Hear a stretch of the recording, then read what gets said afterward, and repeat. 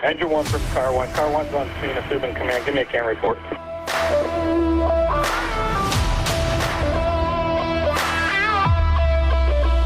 What's going on, everybody? This is Mike Goldstein, Stickers of the C.A.N Report. How y'all doing? Nozzle top, everybody. I figured I'd do a solo podcast for a change. I haven't done one by myself for, I don't think, ever. So I figure I got some time to kill.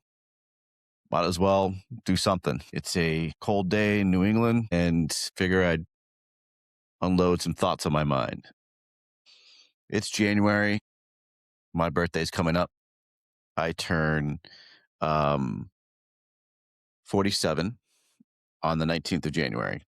And I think every year you start having reflections when you get older, right? Plus, this also comes off the heels of New Year's, and everyone has their New Year's resolutions. By the way, Happy New Year to everybody. I hope you all had a great New Year's and that it was successful. It was fun. It was safe. If you all have resolutions, I hope you're sticking with those. If you didn't, no big deal.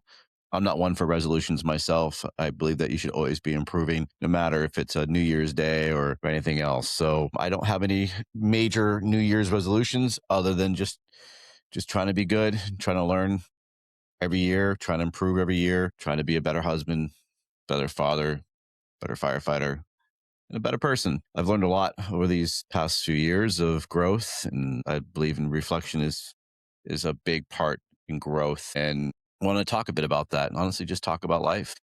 Slow it down a bit, and just y'all can get to know who I am. Oh, like I said, my birthday is coming up, and started reflecting of who I am, where I was, where I am now. I never thought I'd make it to 25. Never thought I'd make it to 30. And I'm here. So it's good to know that I'll be making it to 50 and 60 and 80 and hopefully beyond. I lived a rough life, had a bad childhood, and I hint on that. I talk about that from time to time, but I never really got deep into it. It's amazing when you reflect back on where you are in life and what you did and what you're doing now and how you learn what's important. And for me, I came from a rough childhood. Like I said, parents split when I was 3. My dad moved up to New Hampshire. My mom moved to, actually bebopped around town for a bit, around states. First, it was New Mexico where I was born, then Arizona. Then my mom moved to California. And that's when my dad moved to New Hampshire. And unfortunately, when they remarried, they remarried with people who just weren't good people. They were one was a narcissist, one was a bully and a drunk. It wasn't good. You never really had the best of either world. My mother did the best that she could as a single mom for a bit, and then remarried and had a daughter on her own with my stepdad, and they moved to Cali. And I loved living in Cali during the 90s. That was badass, right? It was like Saved by the Bell, with all the cool clothes and wedge haircuts and bright clothing. I actually enjoyed living in California when I was younger. But my stepdad used to beat the crap out of me. It was pretty tough. He didn't give a shit. He beat me pretty hard. And so I would endure that and then see what it's like on the other side. So I'd go hang out with my dad and his wife and her son, and it wasn't any better. She was mentally abusive, trying to play sides, pit me against my father. My stepbrother was, lack of better words, an asshole, and he used to beat the crap out of me, and they wouldn't say anything about it. And when I lived in New Hampshire when I was growing up, we didn't have a lot of money. We didn't have money to pay for electricity. We didn't have money for food. It was tough. So it was either go live with my mother, and deal to get my ass beat, or go live in New Hampshire and wonder if we're going to have dinner on the table. So you start to, when you get older, realize, how things are and where you could have taken things, right? I used to get in some fist fights when I was younger. And then I'd continue to get in fist fights and just looking for them when I was in my 20s. I thoroughly enjoyed getting into trouble. I thoroughly enjoyed making people miserable. and making people unhappy. And man, there's people like that still in life, right? We come across that, whether it's the fire service or first responder world, honestly, whether it's, just anything in life. There are people who are just miserable and they just want to make other people feel miserable as well. And I was that person well into my mid 20s. I was just always angry and I wanted to make people feel like I felt. I wanted to make them feel depressed. I wanted them to hurt. And I would do anything I could to do that, whether it was inflicting pain or making fun of them. I'd do it, man. I'm not proud of it, but it's important to understand where you have been and where you are now. And I'm not proud of the things I've done. I'm not proud of the fist fights I've been into. I'm not proud of getting my face smashed in and destroying other people's property. And I'm not proud of upsetting my mother and my siblings when they'd see me come home and I'm bleeding all over my face and knuckles all smashed up and might have to pull me out of jail, right? It's not a good feeling. And man, I used to have those drunken nights where I just didn't care that it would take over and you just do it to black out to numb yourself from the pain. I'm happy to say I don't do that anymore. Can't afford to do that anymore. I mean, health wise, you can't do it. And plus career wise, you'd have nothing, right? I owe it to my daughters, my wife, and the people that I served to be a better person. So, growing up, that was really tough. And I really never had those issues resolved. I never took care of my problems. And like I said, my stepdad, he thoroughly enjoyed being the bully. And he used to pick me up by my ankles and just swing me all over the house, coming like that close to hitting shit and just scare the shit out of me. And he would take me again by the ankles when we're at a lake and he would just dunk me into the water where I couldn't breathe and would scare the crap out of me. He used to pull me out of bed by my hair till you can feel it popping from your skull. Just bad stuff. And I don't say it to ask for sympathy. I just talk about it because I think it's important that people understand where other people's lives were and where they are now. So it's been a struggle ever since I was a kid to not want to destroy myself because I had people who did bad things to me. So you look back again as you get older in life and you start realizing that you survived. But also when that comes with the other things that I talk about with toxic work relationships and, bad leadership and bullies in the firehouse and generally in life, whether it's social media or otherwise, it still can trigger people. For me, when I had my former chief and before that he was a captain, he was a bully. It was tough.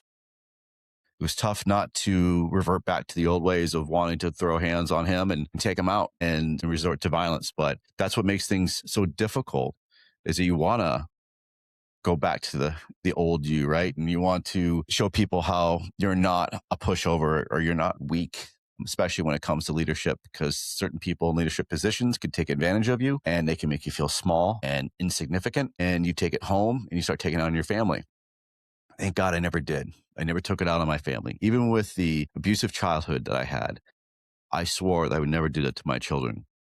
And I didn't. And I will never do that to my children. It takes a lot of patience. People are victim to the cycles or the upbringings that they've had, right? And I don't want that for my family. You don't want to repeat the past. So I work very hard for that. And so for your work relationships and toxic workplaces, it's easy to fall into that cycle when you have a bad leader and you have a bully inside the firehouse. A lot of people will end up being just like that person because it's a cancer and it starts spreading. And I've dealt with that. And honestly, in life, I feel like that's what messed me up the most right now in adulthood is having such a traumatic event or dramatic times in my former firehouse where I fell into that rut that I would do exactly what he wanted, which is to think how he wanted everybody to think. And you had his views, you had his opinions. If you didn't like somebody, you didn't like somebody. And if you didn't, then he would set his targets on you. And so you don't want to be the target. So you fall in line and you make fun of people because he's making fun of people. You hate that person because he hates that person. And that went on for quite some time. And then eventually he sets his sights on you and life becomes miserable. And it was quite the struggle for a long time. And then eventually, as I got older, I realized that, you know what? Man, I'm worth so much more. And when my new department decided to take a chance on me, I had to take it because just like in your childhood or domestic relationships, when someone tells you that you're not worth anything, you start to believe it. But then when somebody comes up to you and says, hey, you are worth it. That means a lot. And you gotta hold that. You gotta grab onto it. So you gotta hold on to it when somebody is actually showing that they care and they believe in you and they're gonna invest in you and want to see you succeed. So I was very blessed when my department took me in, if you will, and showed me that how people actually are supposed to act, how chiefs are supposed to act, how they value their employees and that they want to see them succeed and they will watch you grow and take joy in everything that you do and what you bring to the table. And they want to hear your input. They want you to actually have a voice. So it's been a whole new world for me. I've been on my new department for over 2 years, and it's been a great journey. But I still have my daily struggles. I still find myself doubting a lot. Not what they're doing, but just on myself. I still have a lot of work I got to do on myself. There's mornings I wake up and wonder why I'm still doing this. There's mornings I wake up and go, why do I bother? Am I worth it? Should I do something else? And I think everybody usually starts to question their existence and if they're bringing good into this world and if people actually appreciate them.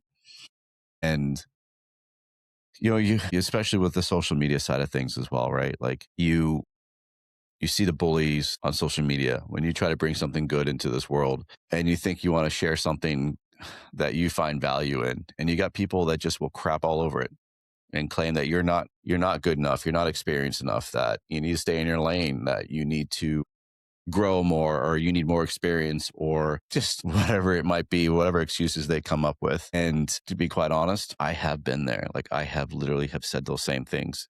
Not to a person, but literally I have thought them. I have thought these things to myself. When I see other people succeeding, I I get a little jealous myself and I start questioning their intentions. I start bashing them to myself. And I have to catch myself and realize, you know what? I'm doing the same thing that person talked about. I'm doing the same thing that I swore I would never do. And again, it's that cycle. When someone's beating it into you, it's hard to break away.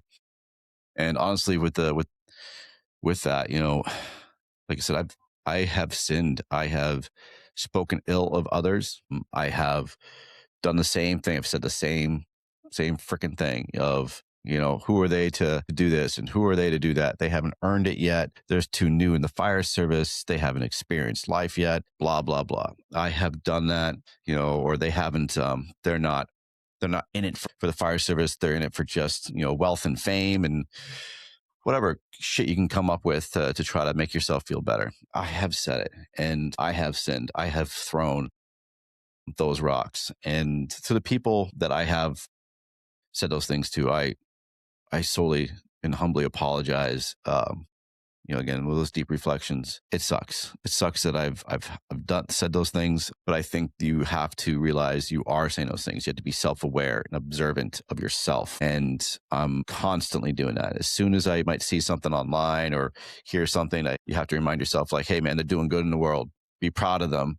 They're bringing something new to this table. And that's what we need more of in our world, is for people to lift others up and be happy for them and be proud of them, that they're doing something new, that they're getting out of their comfort zone, whether they come up with a new podcast, they've come up with a new product, a new tool, they've written a book. You need to be proud of them and celebrate them, that they're doing something with their lives and they're not sitting idly by waiting for others to do it for them. They did it. So don't be jealous. Don't have animosity. Be proud of them. Let's grab a hold of them and hug them and say, I'm proud of you and thank you for bringing something new to our world. And again, there's always going to be the old heads that don't like the new ways. And sometimes even the new ways don't like the old ways. But you know what? Who are we to crap all over everything that somebody does? But I have done that. I'm telling you to this day that I'm still working on that. And I think we all have sinned. I think we all have spoken ill of somebody, whether you thought it or said to somebody else. It's been done, but you got to be aware that you're doing it and stop yourself, especially when you're doing it in public settings, especially when you're doing it in mixed company, because you're just going to come off as an angry individual. You're going to come off as a jealous person. And then nobody's really going to want to be around you. Or honestly, when you leave the room, they're going to talk shit about you. Man, that Mike dude is so freaking angry. I'm glad he left the room. I'm glad that we don't have to listen to that, right? We have to be aware of what we're saying and how we're saying it. And, with the social media thing, honestly, if someone is bothering you, if you don't like what they're doing, if you just don't like that person, then just keep on scrolling. I equate it this way. When we don't like somebody, especially if they live in our neighborhood, especially like you go when you were a kid, right? You wouldn't go ride past their house every day. You'd stay clear of that street because you didn't want to have to see them. That awkwardness of seeing somebody you don't like, right? You see somebody in a grocery store, you don't go towards them. You walk the other aisle. So you don't have to pretend to be nice, or you just don't have to see them so they don't piss you off. But man, with social media, we don't do that. We continue to go looking for them. So here's the same thing. Like in life, if you don't like somebody, instead of driving past their neighborhood, take a different route. Same thing with social media. If you don't like them, delete them, unfollow, block. Just why bother? Bring that hatred into your life. Why continue to try to piss yourself off by having to constantly scroll onto their page, the doom scroll, right? And you stop on their page and you get all pissed off. You complain to your spouse or somebody else going, look how stupid this guy is, or I can't believe he said this, or I can't believe he did that. You know what? Delete the page. And if that means for people who don't want to hear from me and don't want to see what I'm doing, I'm cool with it. I honestly am, because life is not about the followers. Life is not about the likes. Life is about living, getting out of the phone and dealing with things right in front of you, your family, your work, whatever it is you have goals in life. That's what's important. Not the phone in your hand and not scrolling on somebody else's page, worrying about what they're doing. Let them live their life. If you don't agree to what they're doing and what they're saying, again, just delete it, unfollow, do whatever you want to do. You don't have to drive past their house anymore. You saw them, you don't like them, delete them. You don't have to worry about seeing them in the store anymore. So that's the thing about social media, man. Like you have an option. You don't have to see them, especially when we live thousands of miles away, right? If I don't like somebody, I could literally just delete them or block them and I don't have to see them. And that's not a cowardless thing either. That's the thing, is like being a coward is not talking about our problems. Like being a coward is avoiding the hard talks. But when somebody doesn't know you, and again, they live thousands of miles away, or they've never even met you face to face, what does their opinions matter? What does your opinion matter of them? Just don't bother. Get rid of them. You don't need them in your life. If they're not bringing you comfort, if they're not supporting you, if they're bringing negativity into your life and now all you start thinking is them and what they have said, especially for people you don't know, dude, get rid of them. You don't need them on both ends. You as being pissed off because you didn't like what they said, get rid of them. And the other person that received the message from that person, get rid of them. You don't need them. That's what's great. Like we have that option. We can literally just get rid of them by one click. So again, if that's what's going to help you bring some comfort in life, some solace, then do it, because we don't have to be friends with everybody. And I know that for some people, that's a struggle. Like everybody wants to be liked by everybody. I am that person. It bothers me a lot when I find out that people don't like me. It hurts. Because I consider myself a likable person. But you know what? As I've gotten older in life, I realize that people don't like me. And it used to bother me a lot when people don't know me and they just flat out don't like me. But that's life, man. That's what's great about being a human. You can have opinions and they might be wrong. They might be right. You have the option to like someone and not like somebody. That's a tough pill to swallow for a lot of people, and again, including myself. So the people out there who get down on themselves when you find out that somebody doesn't like you, don't take it to heart. Especially, again, if it's somebody that you would never go to for advice, don't worry about it, because there's other people that wouldn't go to advice that person either. But also, for you not being friends with them, is it going to destroy who you are?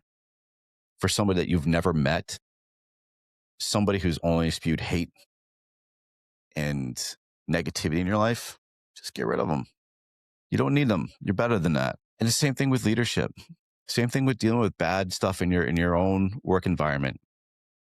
There's a lot of narcissism in this world, and a lot of narcissists that have leadership positions, and they won't get better. You can try.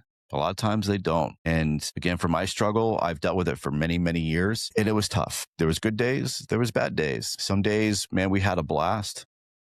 And then other days, it was absolutely miserable. I didn't know how I was going to get through the day. And then show up to work the next day and give myself a pep talk in the parking lot, trying to figure out how I'm going to make it through the day. And it hasn't even started yet. Life can be hard. I'm telling you, it is. It can be, but you gotta be careful of who you associate with. Be careful with who you put your trust into. If they're not a good person and not there for you, You got to make those decisions of what's best for you. And again, for me, leaving that work environment, leaving that station, that department that I had been at for so many years, that invested so much time and energy, blood and sweat, and had to walk away. And it's been for the better. I miss the people I work with, but I've found new friends, and I still have some of the old friends there, but I honestly feel that they're a little afraid to talk to me because of the wrath that they would get from their current administration. And that's okay. I forgive them. I understand that it's very, very tough. I was in their shoes, and forgiveness is tough. It takes a lot of time to understand what forgiveness is and how to actually do forgiveness. You could say you forgive somebody, but if you still have hate in your heart, are you really forgiving them?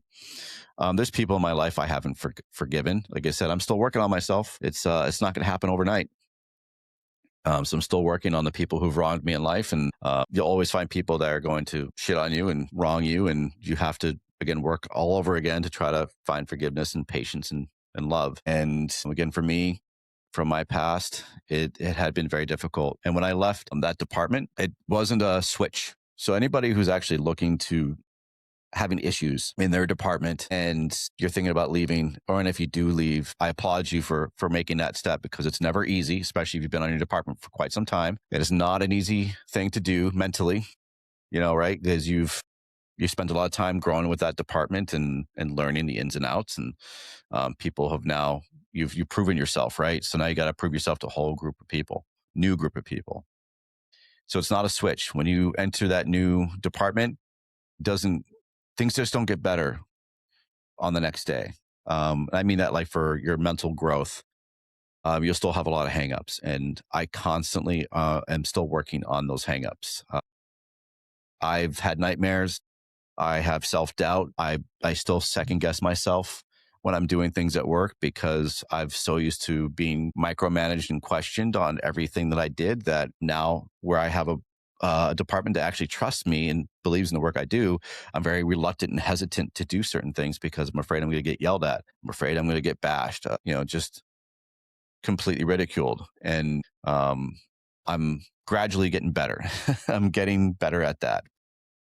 For anybody who's looking to leave, those are the things you will have to deal with. Or if you've left your old department, gone to a new one, I'm sure you know what I'm talking about. It's not that easy, and we talk about it very often, right? We have that slogan: you got to mow your own lawn, right? I believe that. I did that for years. I tried to. I took that lawnmower out every day, and I kept cutting that grass. But you know what? It wasn't doing anything. It was just making a bald patch. And as much fertilizer as I could put on there, much bullshit that I can add to make that grass grow, it wasn't growing. It was just getting worse. It was just dying. So I knew that it was time for me to go. And it's okay to do that, because it helps your career.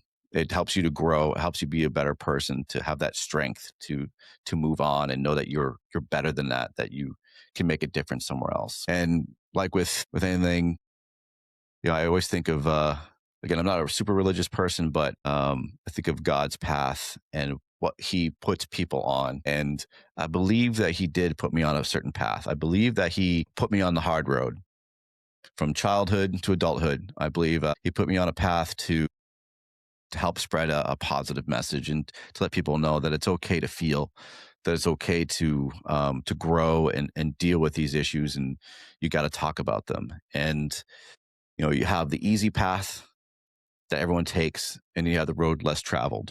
And that road less traveled, it's difficult. You have a lot of hazards. You have a lot of boulders in your way. You have people that are going to be on that road that are just going to be out to get you, and you have to try to find a different route, or you have to drive right past them. But it won't be easy. They're always going to be throwing something at you to get you off that path. That easy path, right, is straight. There's no turns. There's no twists. There's no cracks in the road. There's no boulders in the way. It's just straight and easy. And that's not growth. We all have hardships in life. It's how you get through that. And that's that hard road. But you come out on the other end, you reach your destination eventually, coming out as a better person. And hopefully you've learned to love.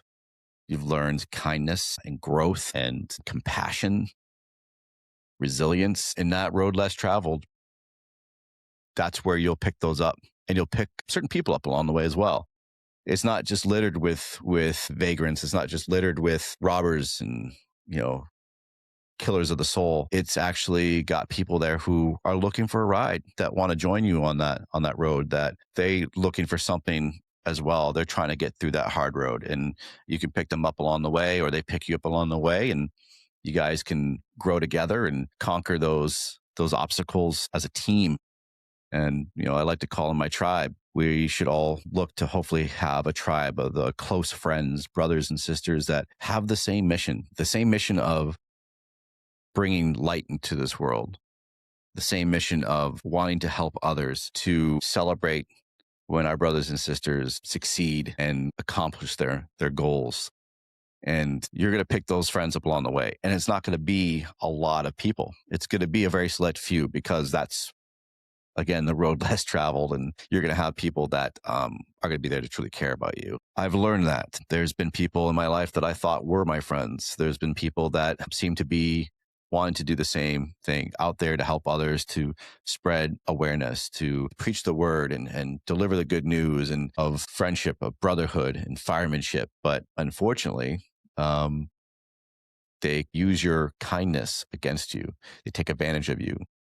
And unfortunately, sometimes your goodwill and your kindness for others shows as weakness. And it's difficult, right? It's hard when you're taken advantage of and you think that somebody's there for you, and it turns out they're actually just there for them. And you get mad again. You start reverting back to being angry and bitter and jaded, and you want to tear them down. And eventually you might start doing things like that. But that's, again, that reflection. And you got to take a moment. You got to pull yourself back, look yourself in the mirror and go, am I worth it? Am I worth tearing myself down or building myself back up again? Is this person worth my anger, my frustration? It's easy to take to social media and tear people down, destroy what they're trying to build. You want to sing it at the rooftops of how bad a person might be, but in the end, it just makes you look bad.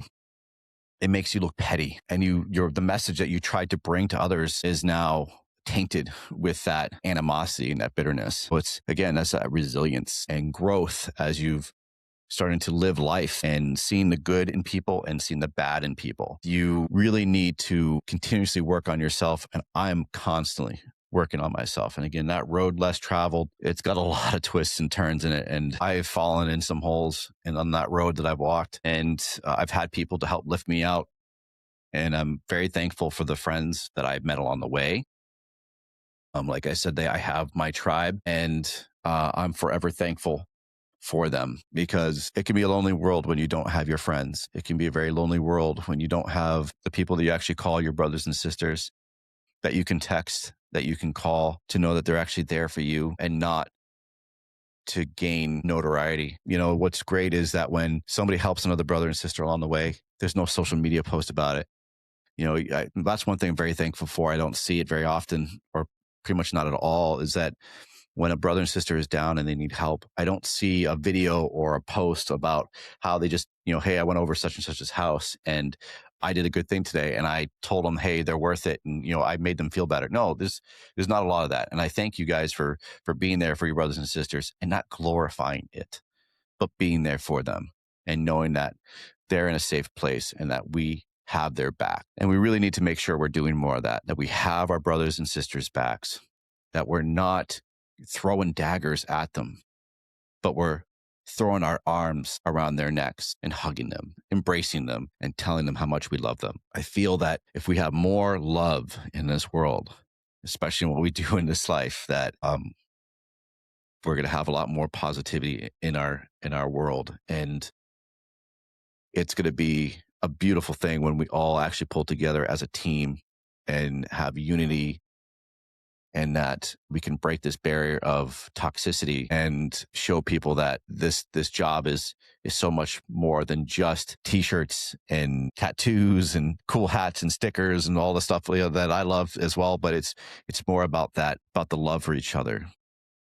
Like I talked about before, is firemanship.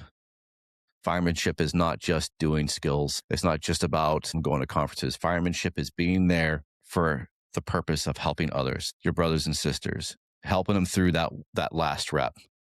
When they're struggling, they're on their knees and they are spent from the day, that you can pick them up and say, I'm going to do this with you. I got your back.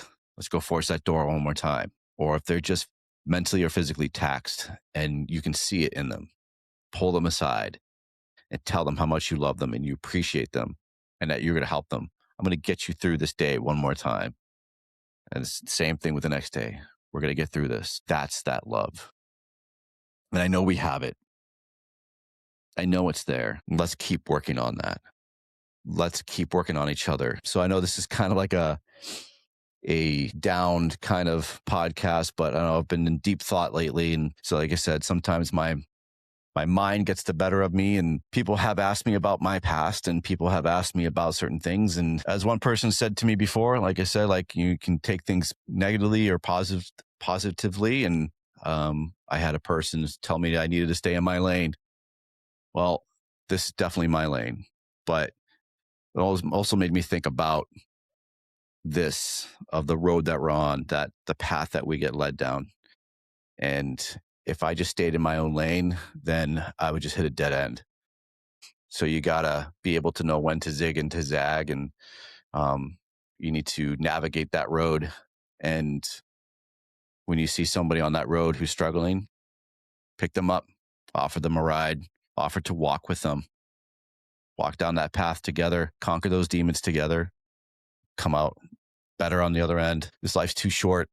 It's too short to just keep shitting on each other. It's too short to just not help one another. So that's kind of like my reflection, my New Year's thoughts is I see just so much that's good in this world, but also so much that's been bitter and jaded and angry in this world, and especially in our fire service community. The brotherhood's there, and I'm not saying that. The brotherhood is not dead. The brotherhood is very alive and well, and I've been seeing some great things, but I know we could do better.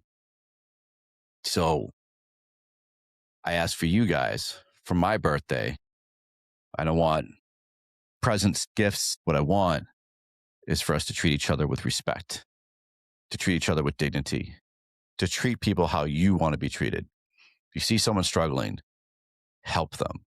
If you see someone on social media that's doing something good, you may not agree with it, but maybe just offer them some friendly advice, offer them some guidance, or maybe just not anything at all.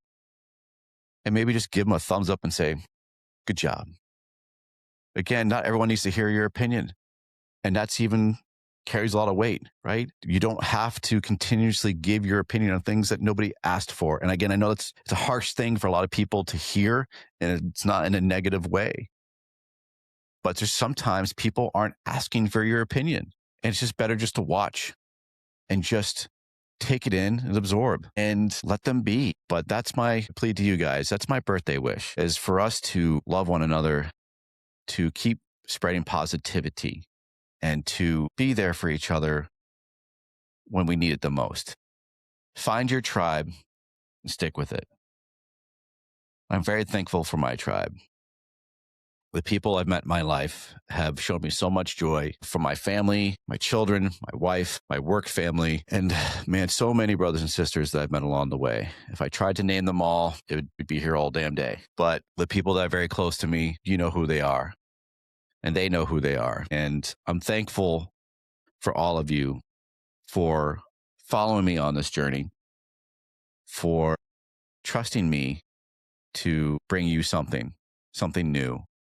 And I hope you get something out of it. And I'm going to keep working on delivering that positive message. I'm going to keep working on myself as well, because that's what we should all be doing, is worrying more about ourselves than other people. If you ever feel stuck, if you need help, I will listen. You can shoot me a message. I can cry with you. I can cry over the phone with you.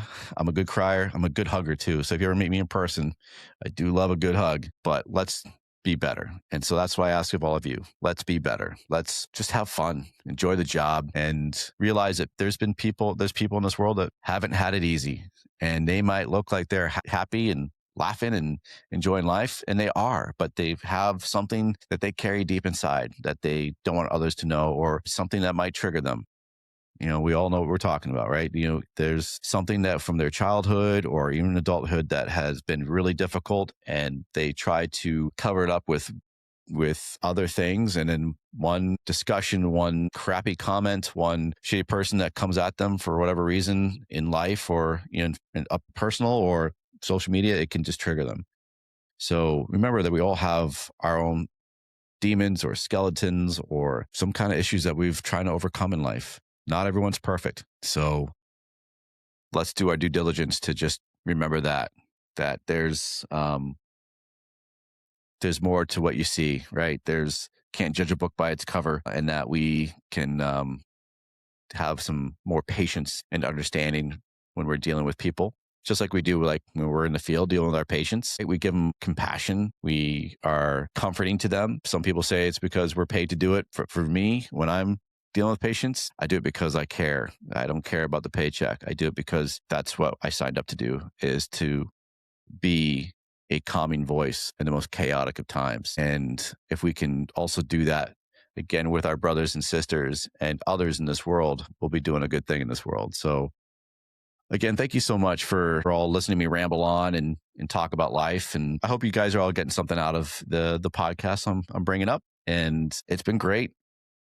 The experience has been fun. I'm still constantly learning on how to do all the podcasts, and with the reflections that I talk about, it's also reflections of how to conduct myself in these interviews, but to also remain grounded and to know that, I still have a job to do. And the job is my work, is at my department, and being the best that I can be and paying attention to what's going on around me. And the same thing with my family, being there for them, being dialed into them. It's difficult, man. I tell you what, anybody who's looking to, we all know social media world is addictive, right? And this podcasting world is the same thing. It can be very addictive. You're on your phone, trying to stay relevant, trying to, trying to make sure that you're delivering your message to everybody else. But, the people that sit next to you is your wife and your kids, or your husband and kids, or your mom and dad. You need to be available for them. So I know it's difficult, but there's times where it's okay to put down that phone and dial into them and give them your attention. And that's something for me that I'm trying to work on. I have been so plugged in to my phone, I'm starting to miss what's going on around me. And I give props to Mickey Farrell. He said something that hit me right home, right, got me right in the feels, where he said, put down the phone, shut off the podcast, pick up a book, pay attention to what's around you. And he's right. And I've been doing more of that. I've been working on reading more and really trying to pay attention to the world that's around me. You miss so much when you're focused on the social media world. So that's my reflection. That's what I'm doing. I'm giving myself the gift for my birthday is to pay attention to more of this world that's in front of us. And my birthday present to myself is my family, and to be there for them. So that's pretty much it. I thank you again. I can't thank you guys enough for everything that you guys are doing. I see some really great things in the world, and especially in our fire service community. And I'm very proud of what I'm seeing, and I'm excited to see what the future holds for everybody and all of us. It's a bright new world out there, and I'm very excited to see everybody grow and accomplish new things. So I thank all of you. It's been fun. I'm excited to see more of you. I'm excited to see how the future grows. I'm excited for my new partnership with Firefighter Nation and see what else happens and see what else we got going on. So I just wanted to get on here and really just talk about things that have been weighing on my mind, and realizing that we need to slow things down sometimes. Things move really, really fast, and we need to take stock in what's important and what we value in life. And for me, it is my family, my children, the friends that are close to me, and we need to be aware of our surroundings and also how we dealing with people and our brothers and sisters in the first responder field. So yeah, so that's it. Y'all take care. Y'all stay safe. Mazel tov.